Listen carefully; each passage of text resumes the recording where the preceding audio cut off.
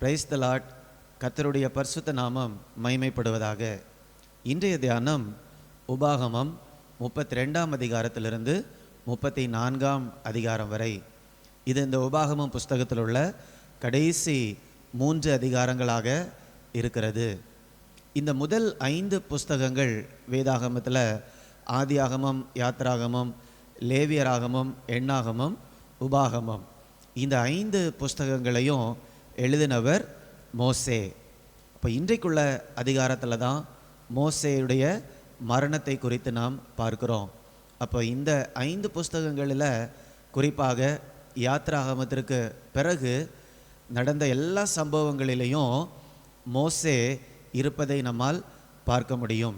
மோசே எப்படி ஆண்டவர் தெரிந்தெடுத்தார், முட்செடியின் நடுவே அவர் பேசி எப்படி மோசேக்கு ஒரு அழைப்பை கொடுத்தார், மோசே எப்படி தன்னுடைய அழைப்பை நிறைவேற்றி முடித்தான் என்பதை இன்றைக்கு நாம் பார்க்கிறோம். ஸோ மோசே மாத்திரமல்ல, முழு இஸ்ரவேல் ஜனங்களையும் ஆண்டவர் எப்படி தெரிந்தெடுத்தார், அவர்களுடைய இன்றைய நிலை என்ன, இந்த காரியங்களை எல்லாம் கூட நம்மால் இந்த அதிகாரங்களில் படிக்க முடியும்.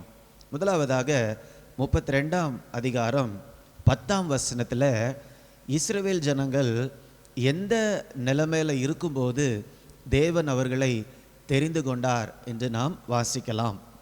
பாழான நிலத்திலும் ஊளையிடுதலுள்ள வெறுமையான அவாந்திர வெளியிலும் அவர் அவனை கண்டுபிடித்தார், அவனை நடத்தினார், அவனை உணர்த்தினார், அவனை தமது கண்மணி போல காத்தருளினார். ஸோ இந்த வசனத்தில் நம்ம பார்க்கும்போது எப்படி ஒரு பாழான நிலத்தில் இருந்து தெரிந்தெடுத்ததை போல இஸ்ரவேல் ஜனங்களை தேவன் தெரிந்தெடுத்திருக்கிறார். இப்போது இந்த ஜனங்களை ஆண்டவர் தெரிந்தெடுக்கும்போது அவங்க நல்ல நிலைமையில் இல்லை, அவங்க பின்னணி நல்ல நிலைமையில் இல்லை. ஆனால் தேவன் அவர்களை நேசித்து, முற்பிதாக்களை நேசித்து தெரிந்தெடுத்து இன்னைக்கு ஒரு தேசமாக உருவாக்கி கொண்டிருக்கிறார். அவர்களுடைய இன்றைய நிலை என்ன அப்படின்னு பார்க்கும்போது 33ஆம் அதிகாரம் 29ஆம் வசனத்தில் நாம் பார்க்கிறோம், இஸ்ரவேலே நீ பாக்கியவான், கர்த்தரால் ரட்சிக்கப்பட்ட ஜனமே உனக்கு ஒப்பானவன் யார், உனக்கு ஒப்பானவன் யார். அப்போ ஆரம்பத்தில் அவங்களுடைய நிலைமை ரொம்ப ஒரு பரிதாபமாக தான் இருந்தது. ஒரு சிறுமையுமாக இருந்த நேரத்தில் தான் ஆண்டவர் தெரிந்தெடுத்து நடத்தினார். ஆனால் இன்னைக்கு இந்த இஸ்ரவேல் ஜனங்களை குறித்து சொல்லும்போது உனக்கு ஒப்பானவன் யார். இதே மாதிரி தான் ஆண்டவர் நம்மை அழைக்கும் போதும் கூட, தெரிந்தெடுக்கும் போதும் கூட, ஒருவேளை நம்முடைய வாழ்க்கை உடைக்கப்பட்டதாக, வெறுமையானதாக, பிரயோஜனமற்றதாக காணப்பட்டிருக்கும். ஆனால் அநேக நாட்கள், மாதங்கள், வருடங்கள் ஆண்டவரோடு நடக்கும்போது அவர் நம்முடைய வாழ்க்கையை அவர் கட்டுகிறார். அவருடைய பிரசன்னத்தினால, அவருடைய வார்த்தையினால், பரிசுத்த ஆவியானவரால், சபை உறவுகளினால தேவன் நம்முடைய வாழ்க்கையை அவர் கட்டுகிறார். அப்படி தேவன் நம்முடைய வாழ்க்கையை கட்டும்போதும் கூட நம்முடைய வாழ்க்கை இப்படி தான் இருக்கும், உனக்கு ஒப்பானவன் யார். இன்றைக்கு கூட நீங்கள் ஆண்டவரோடு உண்மையாக நடந்து கொண்டு இருக்கிறீங்கன்னா உங்களை பார்த்தோம் ஆண்டவர் அல்லது பரலோகம் இப்படி தான் சொல்லும், உனக்கு ஒப்பானவன் யார். அதனால் நம்ம தொடர்ந்து ஆண்டவருடைய வார்த்தையினால், பிரசன்னத்தினால நம்ம கட்டப்பட்டு கொண்டு இருக்கும்போது உண்மையாகவே நம்முடைய வாழ்க்கை மகிமையின் மேல் மகிமை அடைந்து கொண்டே இருக்கும். இந்த அதிகாரத்தில் கடைசி அதிகாரத்துக்கு நம்ம வந்திருக்கிறோம். கடைசி அதிகாரத்தை மோசே எழுதவில்லை, ஆனால் யோசுவா எழுதியிருக்கலாம் என்று வேத பண்டிதர்கள் சொல்லுகிறார்கள். ஏனென்றால் மோசேயுடைய மரணத்தை குறித்து எழுதியிருக்கிறதை நாம் பார்க்குறோம். நீங்கள் அதை வாசிக்கும்போது உங்களுக்கு தெரியும். இதில் ஒரே ஒரு முக்கியமான ஒரு வார்த்தையை சுட்டி காட்ட விரும்புகிறேன். 34ஆம் அதிகாரம் 12ஆம் வசனத்தை வாசிக்கும்போது, கர்த்தரை முகமுகமாய் அறிந்த மோசேயை போல் ஒரு தீர்க்கதரிசியும் இஸ்ரவேலிலே அப்புறம் எழும்பினதில்லை என்று விளங்கும். இதில் மோசேயை குறித்து ஒரு பெரிய ஒரு சாட்சி இதில் எழுதப்பட்டிருக்கிறது. கர்த்தரை முகமுகமாய் அறிந்த மோசேயை போல, அதன் பின்பு வேற எந்த ஒரு தீர்க்கதரிசியுமே தோன்றினதில்லையாமா. இப்போ நாமும் கூட மோசே ஆண்டவரை எவ்வளவு நெருக்கமாக வாஞ்சித்து அறிந்து கொண்டு ஒரு நல்ல ஒரு தலைவனாக மோசே வாழ்ந்தது போல நாமும் கூட அப்படிப்பட்ட ஒரு வாழ்க்கையை வாஞ்சிக்க வேண்டும். ஆனால் மோசையோட வாழ்க்கை சரித்திரம் இதோடு முடிந்து போகவில்லை. ஏனென்றால் ஜீவனுள்ள தேவனோடு மோசேக்கு உறவு இருக்கிறபடியால் மரணத்திற்கு பின்பும் அந்த உறவு நீடிக்கிறது. இந்த இடத்துல ஒருவேளை மோசே உடனடியாக கானான் தேசத்துக்குள்ளாக போக முடியல. யோசுவா ஜனங்களை நடத்தி கொண்டு போகிறார். அடுத்த அதிகாரங்களில் நாம் பார்ப்போம். மோசே ஜனங்கள் கானானுக்கு போகிறதுக்கு முன்பதாகவே மரித்து விடுகிறார். ஆனால் ஆண்டவரோடு இருந்த உறவு நெருக்கமான உறவு, உண்மையான ஒரு உடன்படிக்கையின் உறவுக்குள்ளாக இருந்தபடியால் நம்ம பார்க்குறோம்.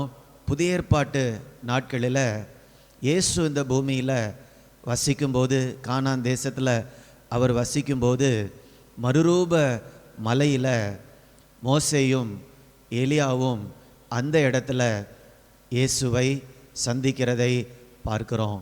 இயேசுடைய மரணத்தை குறித்து அந்த இடத்துல அவர்கள் பேசிக்கொள்ளுகிறார்கள். ஒருவேளை இயேசு இந்த பூமியில் வாழ்ந்த நாட்களில் அவருடைய மரணத்தை குறித்து எப்போதெல்லாம் அவருடைய சீஷர்களோட அவர் பேசிக்கொண்டாரோ அவர்களுடைய சீஷர்களால் புரிந்து கொள்ள முடியலை. பேதுரு கூட சொன்னார், இயேசுவே உங்களுக்கு இப்படி நேரிடக்கூடாது என்று சொல்லி. ஆனால் அப்படிப்பட்ட ஆழமான காரியங்களை அவர் மறுரூப மலையில் இருக்கும்போது மோசே, எலியா இவர்கள் மத்தியில் அந்த ஒரு ஆவிக்குரிய உறவில் இயேசு பகிர்ந்து கொள்ளுகிறதை பார்க்கிறோம். சீஷர்கள் கூட, அவரோடு கூட இருந்த 3 சீஷர்கள் கூட இது மோசே, இது எலியா என்று அவர்கள் அடையாளம் கண்டு கொள்ளத்தக்கதாக மோசே அந்த இடத்துல காணப்பட்டார் என்று நாம் பார்க்கிறோம். ஏனென்றால் மோசேக்கும் தேவனுக்கும் இருந்த உறவு அது நித்தியமான உறவாக இருந்தபடியால் ஒருவேளை இந்த உலகத்தில் மோசேயுடைய சரித்திரம் இந்த வசனத்தோடு ஒருவேளை முடிவு பெறலாம். ஆனால் ஆவியில் நித்தியத்தில் இயேசுவோடு கூட என்றைக்கும் வாழுகிறவராகவே இருக்கிறார். நம்முடைய வாழ்க்கையிலும் கூட ஆண்டவர் நமக்கு மோசேக்கு கொடுத்தது மாதிரி ஒரு திட்டத்தை இந்த பூமியில் ஆண்டவர் கொடுத்திருக்கிறார். இயேசுவோடு நடக்கக்கூடிய, இயேசுவோடு நெருங்கி ஜீவிக்கக்கூடிய ஒரு உன்னதமான ஒரு வாழ்க்கையை ஆண்டவர் நமக்கும் கொடுத்திருக்கிறார். அப்போ இந்த உலகத்தில் நம்முடைய ஓட்டத்தை நாம் ஓடி முடிக்கும்போது நம்முடைய வாழ்க்கையிலையும் அது கண்டிப்பாக ஒரு முடிவு அல்ல. நமக்கும் இயேசுவுக்கும் இருக்கக்கூடிய உறவு நித்திய உடன்படிக்கையின் உறவாக இருக்கிறபடியால் மரணத்திற்கு பின்பும் நித்தியமாக நாம் இயேசுவோடு ஜீவனோடு நாம் வாழ்வோம் என்ற நம்பிக்கையில் தான் நாம் இந்த விசுவாச ஓட்டத்தை ஓடிக்கொண்டிருக்கிறோம். அப்போது மோசே மரித்த பின்பும் மோசேயும் இயேசுவும் சந்தித்து பேசின காரியங்கள் எல்லாம் நம்ம வாசிக்கும்போது நாமும் கூட உற்சாகம் அடைய வேண்டும். மரணத்திற்கு பின்பும் ஒரு மகிமையான ஒரு நித்திய வாழ்வை ஆண்டவர் எனக்கு வைத்திருக்கிறார். இந்த மோசையுடைய நல்ல ஒரு மாதிரியை இந்த வேத வசனங்களில் நம்மால் படிக்க முடியும். நம்மும் கூட நம்ம ஜெபிக்கலாம். இந்த பூமியில் வாழும்போது மோசே போல நல்ல ஒரு தலைவனாக இந்த பூமியில் வாழ வேண்டும் என்று நம்ம ஆண்டவரிடத்தில் கேட்க வேண்டும். ஒருவேளை மோசே லட்சக்கணக்கான ஜனங்களை அவர் வழி நடத்தினார். ஆனால் ஆண்டவர் நமக்கு பெரிய கூட்டமான ஜனங்களை கூட தரலாம் வழி நடத்துவதற்கு, அல்லது ஒரு சின்ன கூட்டமான ஜனங்களை தரலாம், ஒரு 6 பேரை கூட ஒவ்வொருவருக்கும் தரலாம். ஆனால் மோசேயை போல உண்மையான ஒரு தலைவனுடைய இருதயத்தோடு அவர்களை நாம் வழிநடத்தி ஆண்டவருடைய நாமத்திற்கு நாம் மகிமை சேர்க்க வேண்டும். அப்படிப்பட்ட ஒரு வாஞ்சையோடு இப்படிப்பட்ட உண்மையான தலைவர்களை, ஆண்டவர் பயன்படுத்தின தலைவர்களை கிறிஸ்துக்குள்ளாக நாமும் கூட பின் செல்லும்போது நாம் இந்த பூமியில் உண்மையாகவே தேவ நோக்கத்தை நிறைவேற்ற முடியும். நாம் ஜெபிக்கலாமா? அன்பின் ஆண்டவரே, இந்த நாளுக்காக உமக்கு நன்றி செலுத்துகிறோம். நல்ல ஒரு தலைவனாகிய மோசேயை குறித்து நாங்கள் படிக்க ஆண்டவர் கொடுத்த கிருபைக்காக நன்றி செலுத்துகிறோம் அப்பா. இப்படிப்பட்ட ஒரு தலைவனுடைய சுபாவங்கள் எங்களுக்குள்ளாகவும் உண்டாகும்படியாய் ஜெபிக்கிறோம். தேவனை நேசித்த ஒரு மனிதன், ஜனங்களை நேசித்த ஒரு மனிதன், ஜனங்களை வழிநடத்தின ஒரு மனிதன். இப்படிப்பட்ட தலைவனுடைய நல்ல குணங்கள் எங்களுக்குள்ளாகவும் கிறிஸ்துவின் மூலமாக உருவாகும்படியாய் ஜெபிக்கிறோம். அதன் மூலமாக மோசேயை போல நாங்கள் வாழக்கூடிய தலைமுறையில் அநேகருக்கு பிரயோஜனம் உள்ளவர்களாக நாங்கள் வாழ ஆண்டவர் கிருபை தரும்படியாய் ஜெபிக்கிறோம்.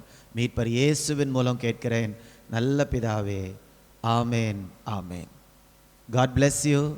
God bless you.